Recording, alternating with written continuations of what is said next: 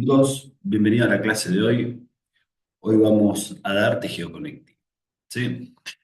Vamos a recordar primero que los cuatro tejidos básicos eran epitelial, conectivo, muscular y nervioso. Es decir, hoy, nos vamos a, hoy vamos a dar lo que es el tejido conectivo propiamente dicho. Recuerden que después vamos a ver los tejidos conectivos especiales, ¿sí? Pero bueno, nos vamos a ir desarrollando, ¿sí? Dentro de cada uno de esos tejidos. ¿Sí? Por eso vamos a ver principalmente lo que es el tejido conectivo propiamente dicho. ¿Sí? Para esto, lo primero que nosotros tenemos que hablar es, bueno, cuáles son esas características generales. ¿Sí? Claro, nosotros venimos de estudiar el tejido epitelial, donde teníamos células yuxtapuestas, una al ladito de la otra, ¿sí? Con escasa sustancia intercelular, veíamos que era avascular. ¿Sí? Este tiene características totalmente diferentes. Por ejemplo, acá vamos a ver que son células que están separadas entre sí, por lo tanto hay abundante sustancia intercelular. Es un tejido muy vascularizado. Es más, a partir del tejido conectivo nosotros vamos a nutrir a esos tejidos avasculares. Chicos, ya recuerden y anoten por ahí, tejidos avasculares, tejido epitelial y tejido cartilaginoso. ¿Sí? ¿Por qué se caracteriza? La sustancia intercelular puede ser, va a variar, ¿no? Entre los diferentes tipos de tejido conectivo. Por ejemplo, ¿sí? Es líquida en la sangre, en los tejidos conectivos está en esa transición sol-gel, gel-sol, ¿sí? Puede ser semisólida en el cartílago, ¿sí? Y sólida, si me voy a hablar de, por ejemplo, tejido óseo, ¿sí? O los dientes, ¿no? ¿Qué pasa? Acá no vamos a encontrar polaridad celular, ¿sí? A diferencia de lo que era el tejido conectivo. Y acá lo que vamos a ver que la fusión se cumple en cualquier lugar, ¿sí? De la membrana celular. Una gran característica que tiene es que hay una gran variedad de células, cada una va cumpliendo funciones diferentes, por eso hablamos de heterogenicidad celular, ¿sí? Y bueno, si nos vamos al origen embrionario, ¿sí? Dentro de lo que es el origen embrionario, podríamos decir que deriva del mesodermo. Muy bien, como vamos a hablar de muchas células acá, ¿sí? Chicos, cuando uno da el nombre de una célula, cito significa propio. ¿Sí? Blasto es formación, síntesis. Y cuando uno hable de clasto o plasto, estamos hablando de destrucción. ¿Qué pasa? Cuando uno habla del tejido conectivo, uno dice, bueno, ¿cuál es la composición del tejido conectivo? Por un lado vamos a hablar de células y por otro lado la sustancia intercelular, que es la matriz, que está muy especializada. Dentro de las células, ¿sí? Nosotros podemos decir que hay células residentes, que son las propias de lo que es el tejido conectivo, y después vamos a tener células migratorias. ¿Quiénes son las células migratorias? Las células sanguíneas. ¿Sí? Acuérdense, células sanguíneas, glóbulos rojos, glóbulos blancos, plaquetas. Dentro de las residentes, podemos hablar del fibroblasto, del fibrocito, de las células reticulares, de los plasmocitos. El plasmocito también se puede llamar célula plasmática. Vamos a hablar del macrófago. Vamos a hablar del adipocito tanto de grasa blanca como de grasa parda. Le puedo decir unilocular, multilocular. Vamos a hablar del mastocito, la famosa célula cebada, y después una célula madre, ¿sí? Que es la célula mesenquimática indiferenciada. ¿Sí? Y vamos a ir dando las características, ¿no? De cada uno. Por otro lado, cuando uno habla de la matriz, ¿sí? La vamos a dividir en dos partes, en un sector amorfo y en un sector forme. El sector amorfo va a tener componentes inorgánicos y orgánicos, en cambio cuando hable del sector forme, solamente va a estar constituido por componentes orgánicos. Vamos a hablar de las fibras colágenas, las fibras elásticas y las fibras reticulares. Cuando uno hablaba de componentes inorgánicos, chicos, agua, sal, minerales, cuando uno habla de los componentes orgánicos, habla de los proteoglicanos, los glucosaminoglicanos. Acá es importante, por ejemplo, el ácido hialurónico, condroitinsulfato, dermatansulfato, queratansulfato, entre otros, ¿no? De los cuales van a ser importantes. ¿Qué vamos a hacer? Vamos a empezar hablando de cada una de las células. En estas células me interesa alguna generalidad, forma, ¿sí? Me interesa el tema de ¿Cómo la vamos a ver al microscopio óptico? ¿Cómo la vamos a ver al microscopio electrónico? ¿Cuál es la función que tienen? ¿Con qué se tiñen? ¿Sí? ¿Y de dónde derivan? ¿Sí? Esas son las características generales que nosotros vamos a ir hablando de cada una de estas células. Por un lado, ¿sí? Uno dice, bueno, mira, vamos a empezar hablando, ¿sí? De lo que es el fibroblasto. Acuérdense, blasto formación. ¿Qué pasa? Es una de las células más abundantes que nosotros encontramos acá en el tejido conectivo. Cuando uno lo veía es una célula fusiforme, alargada, en el cual, claro, estoy sintetizando, porque blasto es formación, quiere decir que el citoplasma tiene que ser basófilo, un núcleo de cromatina laxa, ¿sí? Con nucleolos prominentes. Claro, cuando yo lo veo al microscopio electrónico, ese citoplasma basófilo revela retículo endoplasmático rugoso, Golgi, mitocondria con crestas transversales. ¿Por qué? Pues sintetiza proteínas, ¿sí? Y un muy desarrollado citoesqueleto. Claro, el núcleo que habíamos dicho que era de cromatina laxa, ahora en microscopio electrónico digo que es eucromatina, ¿sí? Muy bien. ¿Por qué presenta estas estructuras al microscopio óptico del electrónico? Porque es una célula que sintetiza matriz extracelular, sintetiza proteínas. Las proteínas son los famosos tropocolágenos, ¿sí? Tipo 1, tipo 2, ¿sí? También me va a servir estas proteínas para sintetizar fibras colágenas, tropoelastinas, y dentro de la matriz, ¿sí? El tema de los glucosaminoglicanos, ejemplo, el ácido glucurónico. Es una célula que se tiene con hematoxilina y eosina, lo que lo va a teñir es la hematoxilina, por eso se ve de color violeta, y ella tiene origen, ¿sí? Prenatal en la célula mesenquimática indiferenciada, y cuando yo voy, ¿sí? A la vida postnatal, ¿sí? Se le puede decir pericito. ¿Qué pasa? Claro, es una célula muy activa, ¿no? Cuando uno habla de que ese fibroblasto, ¿sí? Se vuelve inactivo, es la célula propia del tejido y le decimos fibrocito.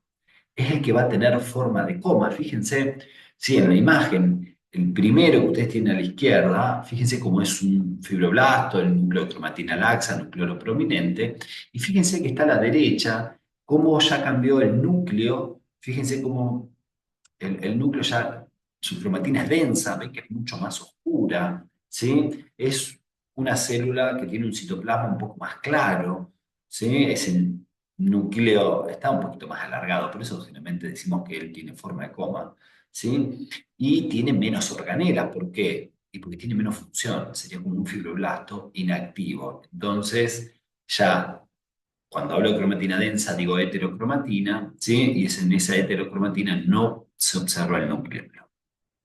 ¿Qué pasa? Hay una célula específica del fibroblasto que se llama miofibroblasto, es esta que ustedes tienen acá abajo, ¿sí? Que miomúsculo. Entonces, esto es similar al fibroblasto, pero tiene un citoplasma contráctil, ¿sí? Esto es muy importante, chicos, en los procesos de curación de herida, de cicatrización, cuando uno hace la retracción. Muy bien. Por otro lado, nosotros vamos a hablar de lo que son las células reticulares, ¿sí? Estas células reticulares tienen como una formita más bien estrellada, fíjense la forma acá.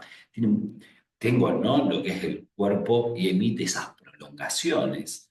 Esas prolongaciones son bastante largas, en lo cual él termina formando como redes, ¿sí? Porque es muy importante, digamos, la célula reticular, porque es el que va a formar, ¿sí? Ese estroma laxo en los órganos linfomatopoyéticos. De ahí es que cuando uno lo ve, fíjense el núcleo suele ser de cromatina laxa, oval, citoplasma basófilo. Claro, por estas características, el microscopio electrónico revela RER, Golgi, mitocondrias con crestas transversales. En el núcleo veo eucromatina, porque y sintetiza proteínas. La célula reticular es muy importante por el tropocolágeno tipo 3 y tipo 4. El tipo 3 para las fibras reticulares, el tipo 4 para la lámina reticular de la membrana basal, ¿sí? Y esto, ¿sí? Cuando uno habla de que forma ese estroma laxo en los órganos linfomatopoyéticos, estamos hablando de hígado, médula ósea, ganglio, vaso, ¿sí? Con las características individuales, ¿no? El timo, por ejemplo, también, ¿sí? Características individuales de cada uno de estos órganos. Es una célula que se tiene con hematoxilina y eosina, y acuérdense que deriva también de la célula mesenquimática indiferenciada. Muy bien. Por otro lado, aparece el famoso plasmocito, ¿sí? Célula plasmática, el cual, más allá de que sea una forma periforme, ¿sí? Un poquito más alargadito, tiene un citoplasma basófilo, donde uno dice, mira, presenta un halo perinuclear, la loja al Golgi. El halo sería como al núcleo lo rodea un espacio en blanco, ¿sí? Y algo característico, fíjense bien acá, ¿sí? En este corte, cómo se ven, fíjense cómo se ven los núcleos, ¿sí? Con tanto una parte como con cromatina densa, en otra con cromatina laxa, y le da el aspecto, ¿sí? De una rueda de carro, ¿sí? O rueda de carruaje. ¿Por qué es tan importante? ¿Sí? ¿Por qué presenta, a ver, citoplasma basófilo, red, Golgi, mitocondria con crestas transversales? Porque él va a sintetizar las famosas inmunoglobulinas, ¿sí? Las inmunoglobulinas son nuestros anticuerpos. Claro, ¿qué pasó? Anticuerpos, célula plasmática, tengo que recordar que ella deriva, es una diferenciación del linfocito B. ¿Sí? Eso es fundamental, chicos, se tiene con hematoxilina y eosina también. Muy bien. Por otro lado, claro, uno dice, bueno, los adipocitos yo no lo podría describir en el tejido adiposo. Lógicamente que sí, pero bueno, acá estamos hablando de células que pertenecen, sí, justo al tejido conectivo. Entonces uno dice, bueno, mira, hay dos tipos de adipocitos, ¿sí? El adipocito de grasa blanca, fíjense que tengo una gran inclusión lipídica, ¿sí? Por eso decimos que es unilocular. En cambio, si ustedes ven el de grasa parda, ven que tiene muchas gotitas chiquititas de lípidos, por eso se llama multilocular, ¿sí? ¿Qué pasa? Claro, si yo me voy al adipocito de grasa blanca, el unilocular, claro, ven cómo predomina esa inclusión lipídica. Eso hace que como los colorantes, ¿sí? O las coloraciones que nosotros usamos, comunes, digamos, son hidrosolubles, no se tiñe. Por eso, fíjense acá un corte donde se ven esos adipocitos que son esas estructuras blancas, ¿sí? Porque pues no se tiñó. Muy bien. ¿Qué pasa? Al microscopio óptico voy a encontrar un núcleo periférico con cromatina densa, como aplastado sobre la membrana plasmática, ¿sí? Y esa gran inclusión lipídica. Claro, es una célula donde yo estoy viendo la síntesis de lípidos, ¿sí? Entonces, tiene que tener REL, ¿sí? El retículo endoplasmático liso. ¿Por qué? Porque se relaciona con esa función. Golgi tiene que tener mitocondrias con crestas tubulares o longitudinales, ¿sí? A diferencia de una célula que sintetice proteína que las crestas eran transversales, ¿sí? Y lógicamente que al microscopio electrónico presenta heterocromatina. Nosotros deberíamos, si yo quisiera revelarlo, ¿no? Y que no se vea blanco así, debería usar una coloración especial. Dentro de esas coloraciones especiales se suele usar sudanes, sudán 3, sudán 4, ¿sí? Sudán negro, se puede usar tetróxido de osmio, ¿sí? Que teñiría exactamente el lípido. ¿Estamos? Él deriva de la célula mesenquimática indiferenciada, que de ahí paso al lipoblasto, ¿sí? Y después sí pasarán a los distintos tipos de adipocitos y recuerden que esto pertenece al tejido adiposo, chicos, y por eso, a ver, hay aislamiento térmico, reserva energética, protección mecánica, ¿sí? Porque ya tiene que ver esto con las localizaciones. Bien. Ahora, cuando uno habla del adipocito de grasa parda, que es el multilocular, ¿sí? Fíjense que veo ese citoplasma con todas esas gotitas chiquititas de lípidos. Generalmente el núcleo no suele ser muy, a veces lo puedo encontrar en el centro de la zona, pero a veces puede estar levemente desplazado y ser algo excéntrico, ¿sí? Al microscopio electrónico presentará el REL, Golgi, mitocondrias, y ahí viene lo importante. ¿Por qué? Porque esas mitocondrias le faltan las enzimas de la fosforilación oxidativa. Entonces, hago ciclo de Krebs, cadena respiratoria, pero no puedo entrar, ¿sí? A lo que es la fosforilación oxidativa, porque me faltan las enzimas. Eso hace que pueda cumplir con su función, ¿sí? que se relaciona más que nada con la generación de calor, ¿sí? Por eso uno dice que su acción es termogénica, ¿sí? Eso ténganlo en cuenta. Y aparte está vascularizado, ¿sí? Por eso se ve pardo y por los propios citocromos que pertenecen a esa cadena respiratoria. Se tiñe con hematoxilina, deriva de esa célula mesenquimática indiferenciada que era de la célula mesenquimática indiferenciada, paso al hipoblasto, ¿sí? Y del hipoblasto, ahí sí se forman los diferentes tipos de adipocitos. ¿Qué pasa? Esto es muy importante en el recién nacido y después suele transformarse en un adipocito de grasa parda, ¿sí? Una característica que podemos nombrar, ¿sí? Acá en los adipocitos. Después voy a encontrar lo que se conoce como célula cebada, el famoso mastocito, ¿sí? Fíjense en una imagen, ¿sí? En la que ven en blanco y negro, fíjense la cantidad, ¿sí? Por eso célula cebada, ¿sí? La cantidad de gránulos secretorios, ¿sí? Y en la imagen de abajo, bueno, es el aspecto que se vería en microscopio, ¿no? ¿Qué pasa? Son grandes, ¿sí? Van a ver que pueden ser, más bien lo puedo ver redondeado, algo ovalado. El citoplasma, que es lo característico multilocular, fíjense la cantidad de gránulos secretorios que tiene, ¿sí? Y la cromatina, en una parte la puedo encontrar densa, en otra laxa, ¿sí? Que es una característica que tiene. ¿Qué pasa? Al microscopio, ¿sí? Electrónico, cuando uno usa el MED, veo esos gránulos secretorios, ¿sí? ¿Por qué son importantes esos gránulos secretorios? Porque, más que nada por las sustancias que liberan, ¿sí? Él sintetiza histamina, que es una sustancia vasodilatadora, que es muy importante en lo que es un proceso inflamatorio. Por otro lado, secreta heparina, la heparina es una sustancia anticoagulante, ¿sí?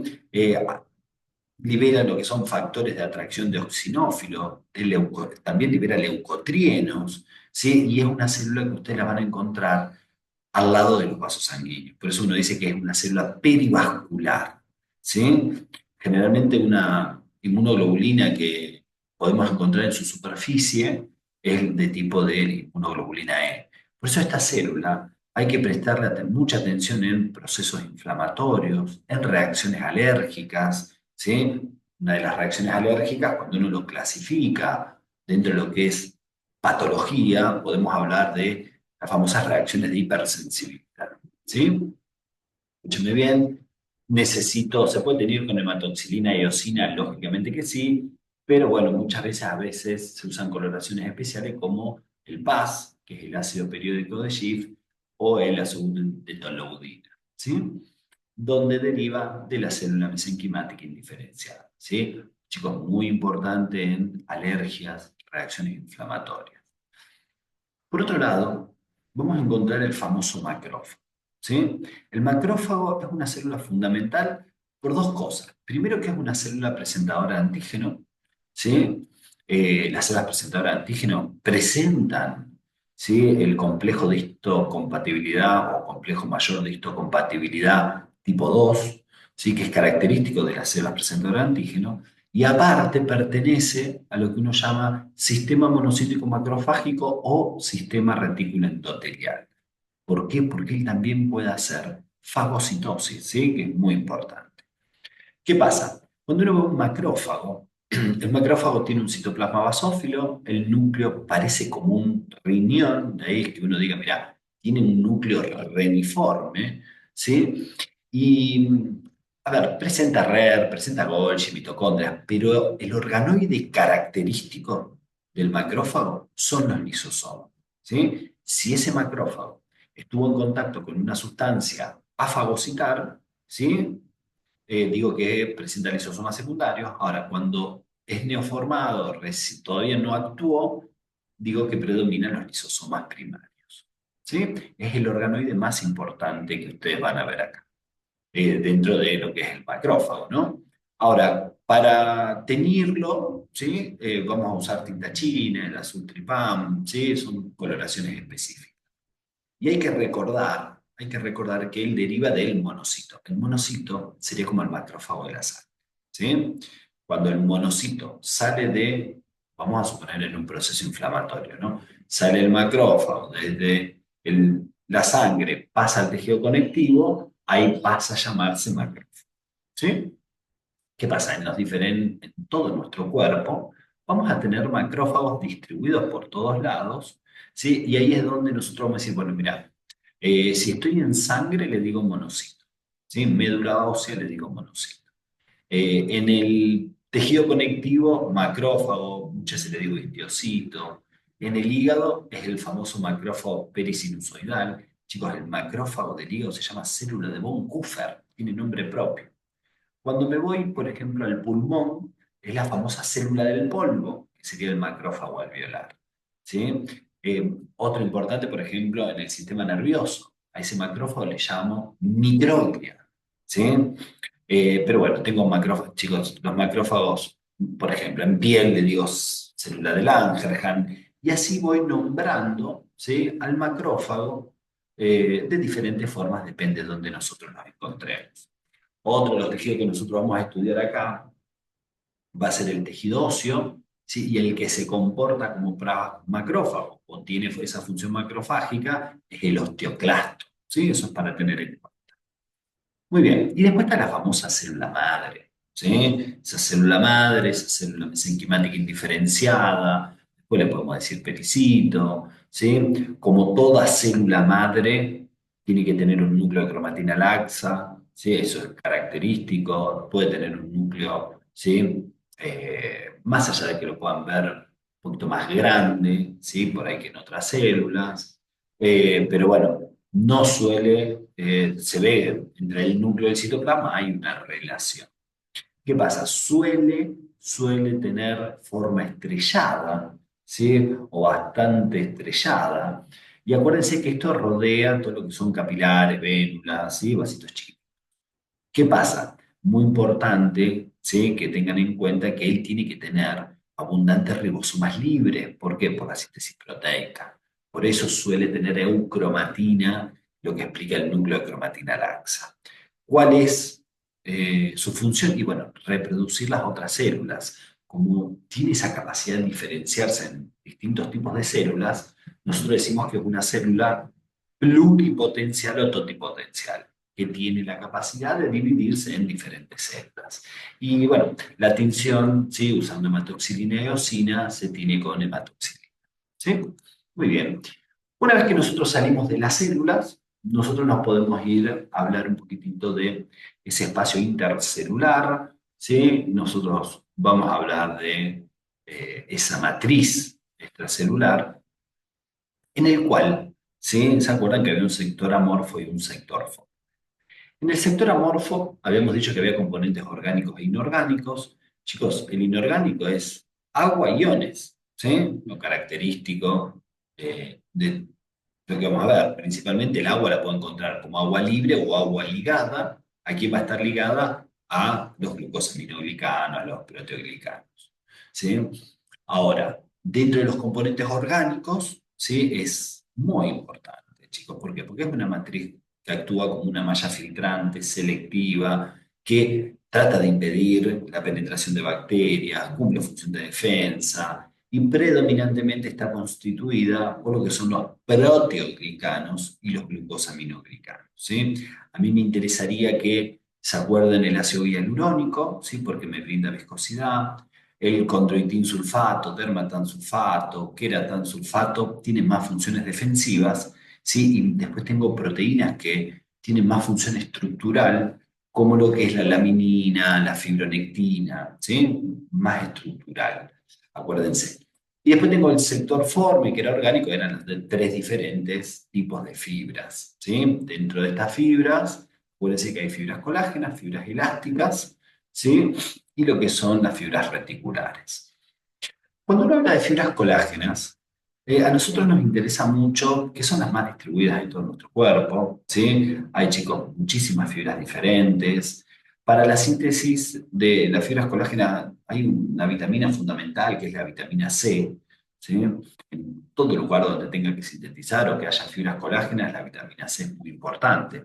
Acuérdense que el déficit de vitamina C, hay una patología que se llama escorbuto, que es déficit de vitamina C.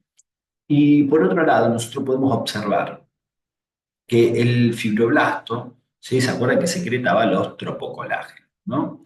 Eh, las fibras colágenas, principalmente tengo el tropocolágeno tipo 1, que se disponen, bueno, hay una disposición especial, ¿sí? Que uno dice que, mira, tiene como formita de alfiler, ¿sí? Y se disponen punta, cabeza a punta, quedando espacio entre ellos, lo que uno dice que están desfasados, ¿sí?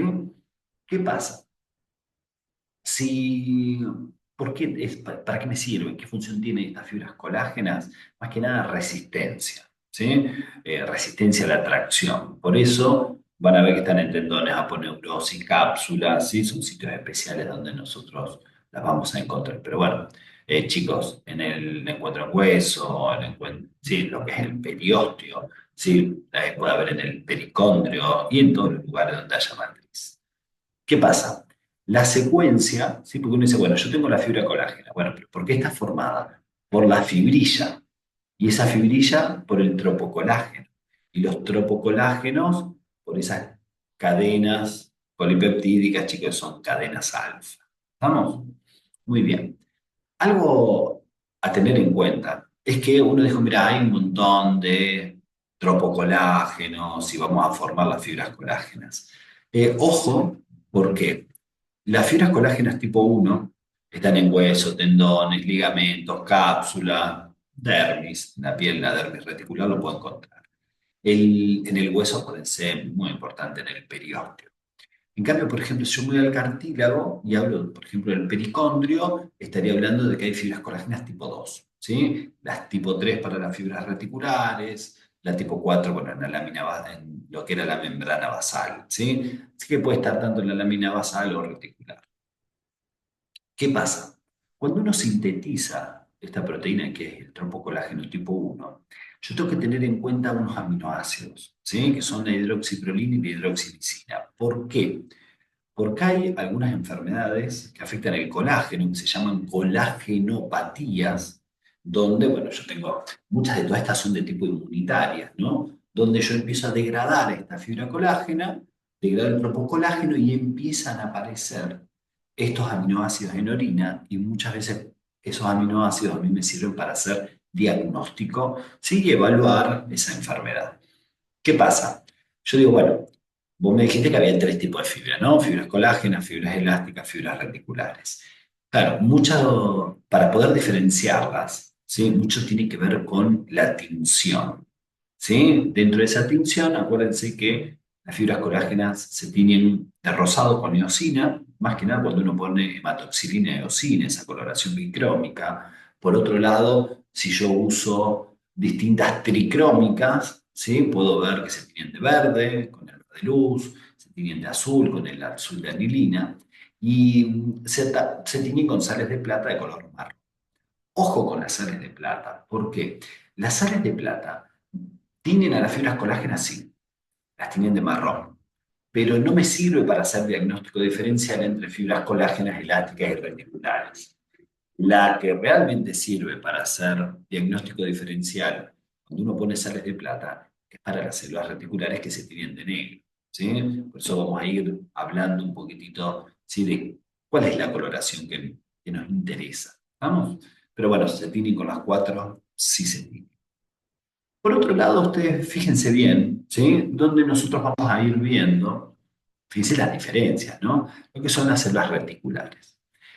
En las células reticulares la coloración específica es las sales de plata, ¿sí? ¿Por qué? Porque es lo que me marca la diferencia entre fibras reticulares, fibras elásticas y fibras colágenas. Porque las reticulares se tiñen de negro, las otras dos se me tiñen de marrón, ¿sí? Por eso diagnóstico diferencial. Se pueden teñir, chicos, con PAS, ¿sí? El famoso PAS más por todos los glucosaminoglicanos, los glúcidos que lo componen. Estas fibras reticulares, acuérdense que forman esa red tridimensional en los órganos linfohematopoyéticos. Tengo las fibras, si ustedes recuerdan, el colágeno tipo 3 más lo que es la reticulina, ¿sí? Son más delgaditas. Claro, si tengo colágeno tipo 3 necesité del tropocolágeno tipo 3 que lo sintetizaban las células reticulares. Almed presentan estrías, ¿sí? esto me da como un estroma laxo, ¿sí? Yo digo, mira, esto sería como un conectivo laxo cuando uno lo ve en esos órganos, ¿sí? Por eso hay que prestarle atención, chicos. La tinción sales de plata, eso me hace el diagnóstico diferencial. Y por otro lado, las otras fibras, ¿sí? Que nosotros vamos a encontrar son las fibras elásticas, ¿sí? Primero, yo tengo que recordar lo que es elasticidad. La elasticidad es la capacidad de un material de ser estirado y volver a su punto de reposo.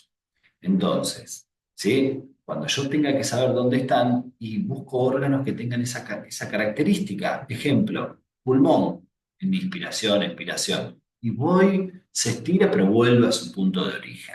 ¿Sí? La aorta, ¿sí? Piensen que cuando el corazón expulsa la sangre, el vaso se distiende y después vuelve. ¿Sí? Por eso les digo, para que lo tengan en cuenta, ¿no? ¿Qué pasa?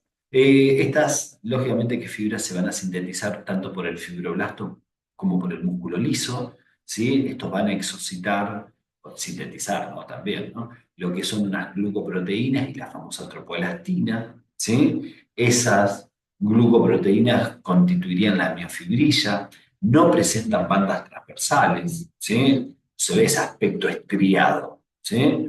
Y acuérdense que principalmente la elastina estaría formada en desmosina e isodesmosina, ¿sí? Como para saber las proteínas que lo conforman, ¿no? ¿Qué pasa? Estas microfibrillas, ¿sí? El 10% estaría formado por elastina, lo que da esa capacidad, ¿sí? De que el material se estire, pero que vuelva a su punto de reposo, ¿sí? Por eso habría que tenerlos en cuenta, ¿no? Después, bueno, todo lo que es la elastina, el material amorfo, ¿sí? Forma el resto de la fibra. Una fibra elástica, ¿se puede tener con hematoxilina y eosina? Lógicamente que sí, de rosa, pero no hay diferencia entre las tres fibras. ¿Sí? ¿Lo puedo tener con sales de plata? Sí, pero se tiene marrón. No sé si es elástica o si es una fibra colágena, ¿se entiende? Si uno tuviera que usar una coloración específica, podría usar orceína, que la tiene de marrón, o oxina resorcina, que la va a tener de fucsia, ¿sí? Entonces, por eso yo le diría eso, hay que prestarle mucha atención, ¿sí? Para ver qué tipo de coloración me hace el diagnóstico diferencial. Por otro lado, nosotros lo que hacemos es clasificar. ¿Sí? Claro, la clasificación del tejido conectivo parte de lo que es el tejido conectivo propiamente dicho y separar esos tejidos conectivos especiales. ¿Quiénes eran los especiales? Adiposo, cartilaginoso, óseo, ¿sí? Hematopoyético, sanguíneo y el linfático. ¿Sí? Dentro de esto, está bien, separo cuáles son los especiales. Por un lado, el tejido conectivo propiamente dicho, nosotros lo vamos a clasificar en laxo o denso. ¿Cuál es la base para decir laxo o denso? ¿Qué predomina? ¿Predominan las células, ¿sí? Sobre las fibras? Digo laxo, va a haber abundante sustancia intercelular.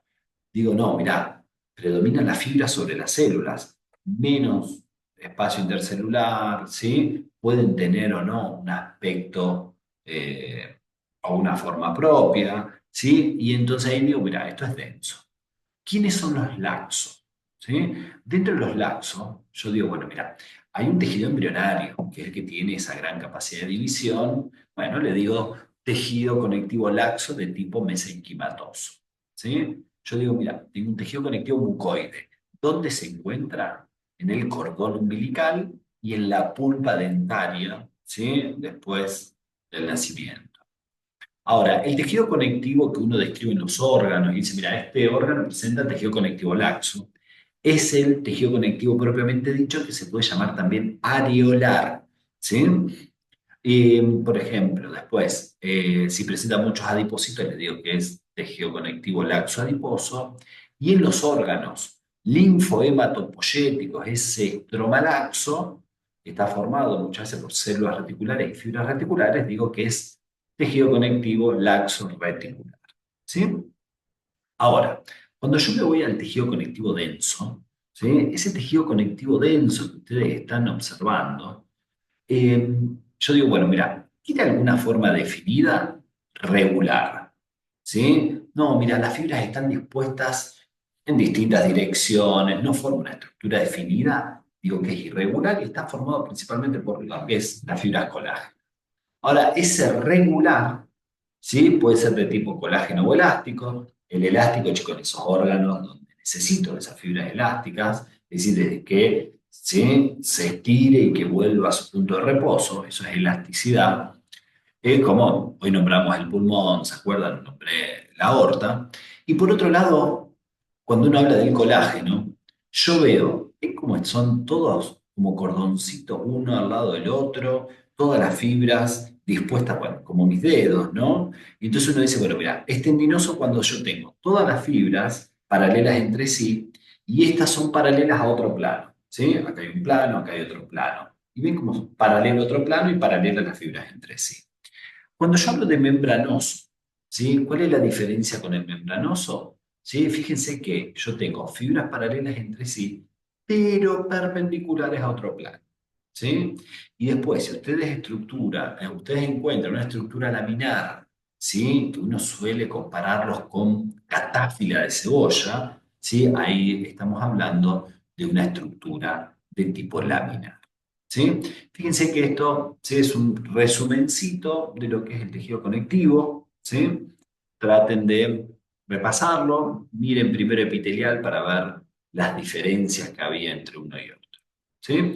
Muy bien, acá nosotros lo que hacemos es terminar lo que va a ser la clase de hoy y en la próxima, ¿sí? Vamos a ir describiendo los diferentes tejidos conectivos, pero ahora los tejidos conectivos especiales.